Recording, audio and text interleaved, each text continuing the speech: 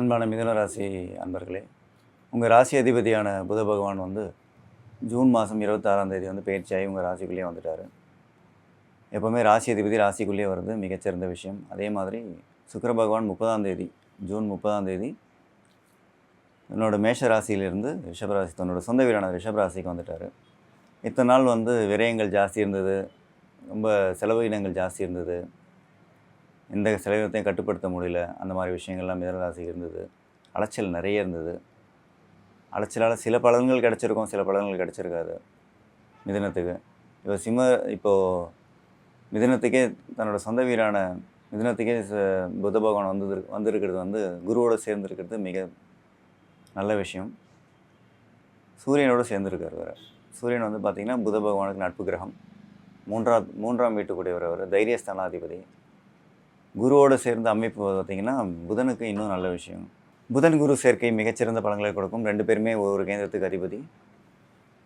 7 கூடியவர் உங்கள் ராசிக்கு 7 மற்றும் 10ஆம் வீட்டுக்குடைய அதிபதியான குரு பகவான் ராசியிலே இருக்கிறது தொழில் மேம்பாடு கொடுக்கும், தொழிலில் மேன்மை பெருகும். அது இல்லாமல் பார்த்திங்கன்னா தன்னோட சொந்த வீட்டுக்கே புத பகவான் வருது எல்லா விஷயத்துலையுமே எல்லா விதத்துலையுமே நல்ல விஷயங்கள் ஏற்படும். 3ஆம் இடத்துல இருக்கக்கூடிய செவ்வாய்க்கு அது தைரியஸ்தானத்தில் இருக்காங்க. செவ்வாய்க்கு அது காம்பினேஷன் எப்பவுமே ஒரு குழப்பத்தை கொடுக்கும், தைரியங்களை கொடுக்கும். ஆனால் அந்த தைரியம் விபரீதமாக போய் முடியும். தேவையில்லாத தைரியம் அது. ரொம்ப ஸ்பீடாக ரேஷ் டிரைவ்லாம் பண்ணாதீங்க. ரொம்ப ரேஷாக நான் அவரோட முந்திரன்னு சொல்லிட்டு ரேஷ் டிரைவ் பண்ணிங்கன்னா அடிப்படை போகிறது உங்களுக்கு தான். அவங்க அப்படியே வேடிக்கை பார்த்துட்டு போயிடுவாங்க. உடல் உபாதைகள் ஏற்படாமல் பார்த்துக்கோங்க. புத பகவான் 2ஆம் தேதி 3ஆம் தேதி ஜூலை மாதம் 3ஆம் தேதியும் சனி பகவான் ஜூலை மாதம் 2ஆம் தேதியும் வக்ரகதி ஆகிறாங்க. வக்ரகதி ஆகும்போது என்னென்னா குழப்பமான சில சூழ்நிலைகள் ஏற்படும். தந்தை வழியில் கொஞ்சம் உடல் உபாதைகள் ஏற்படும் கட்டாயம். மிதுனராசிக்கு 9ஆம் இடத்துல பார்த்திங்கன்னா ராகுவும் சனி பகவானும் உட்காந்துருக்காங்க. குரு பார்வை இருக்கிறதுனால என்ன உடல் உபாதைகள் வந்தாலும் அதுலேருந்து வெளியே வந்துடலாம். இருந்தாலும் தந்தை வழியில் இருக்கக்கூடிய தந்தைக்கு கொஞ்சம் உடல் உபாதைகள் ஏற்படும். சின்ன விஷயங்கள் எதுவாக இருந்தாலும் உடனே போய் மருத்துவரை போய் அணுகி அதுக்கான மருத்துவ தீர்வை எடுத்துக்கோங்க. மருந்து மாத்திரைகள் வாங்கி கொடுங்க.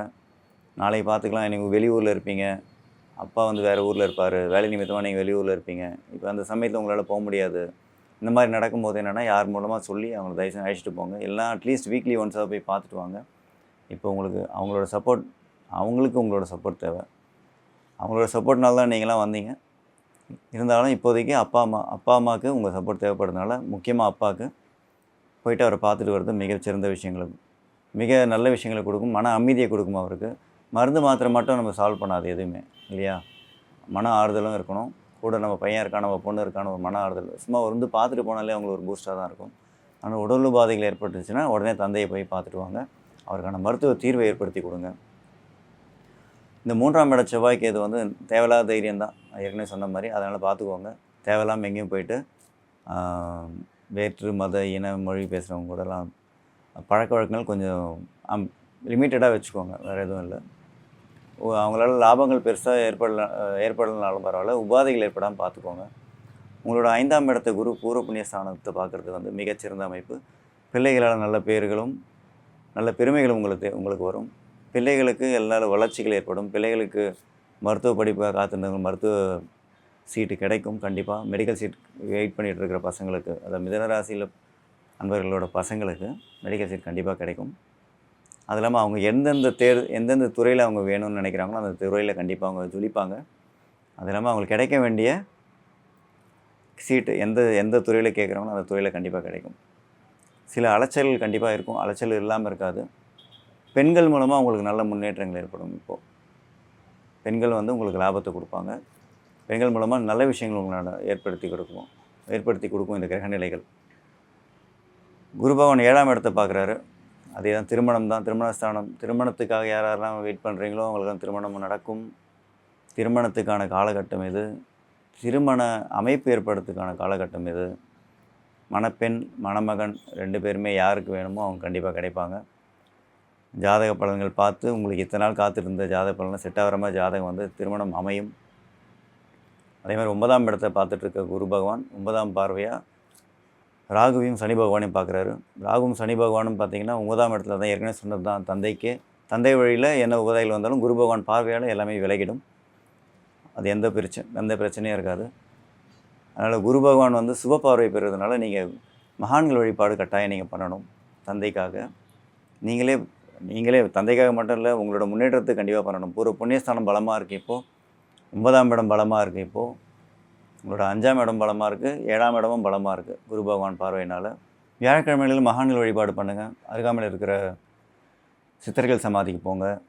பௌர்ணமிகள் ஏற்கனவே நான் சொன்ன மாதிரி பௌர்ணமிகளில் சித்தர்கள் வழிபாடு பண்ணுங்கள்.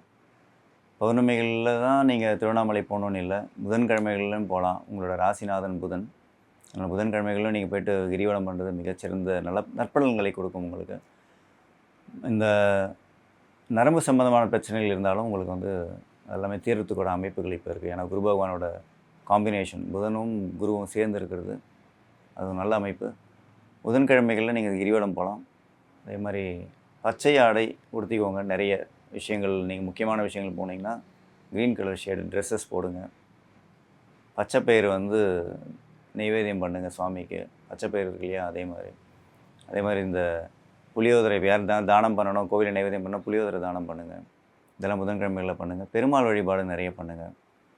பெருமாள் தான் நீங்கள் பிடிச்சிக்கணும், சரிங்களா? பெருமாள் வழிபாடு திருப்பதி நிறைய பேர் வந்து மாதத்துக்கு ஒரு திருப்பதி போகிறவங்களாம் இருக்காங்க. அந்த மாதிரி நீங்கள் போகிறதா தாராளமாக போயிட்டு வரலாம். அருகாமையில் இருக்கிற பெருமாள் கோயில் போங்க. கண்டிப்பாக ஏகாதசி விரதம் முடிஞ்சால் இருங்க. ஏகாதசி விரதத்தப்போ ராகவேந்திர வழிபாடு பண்ணுறது மிகச்சிறந்த விஷயம். ஏன்னா அவரும் ஒரு குரு தான். ராகவேந்திர வழிபாடு வந்து ஏகாதசியில் வழிபாடு பண்ணி விரதம் இருக்கிறது வந்து மிகச்சிறந்த நற்பலன்களை கொடுக்கும். ராகவேந்திரரோட மகிமை வந்து ஏராளம். அது அவரோட சுயசரிதம் படிச்சிங்கனாலே தெரியும். சுயசரிதம் இல்லை, அவரோட சரித்திரம் படித்தாலே தெரியும். ராகவேந்திர மகான் வந்து எவ்வளோ பேரோட வியாதிகளை குணமாக்கியிருக்காரு, தீராத வினைகள்லாம் தீர்த்து வச்சுருக்காரு, நடக்காதுன்ற விஷயங்கள் நடத்தி வச்சுருக்காரு, சரிங்களா? மிகப்பெரிய ஒரு மகான் அவர் வாழ்ந்த காலகட்டம் தாண்டி தான் நம்மளாம் வாழ்ந்துட்டுருக்கோம். அவர் இருந்த காலகட்டத்தில் இருக்கான ப்ரூஃப்ஸ் எல்லாம் நிறைய இருக்குது. மந்த்ராலயம் போனீங்கன்னா உங்களுக்கு தெரியும்.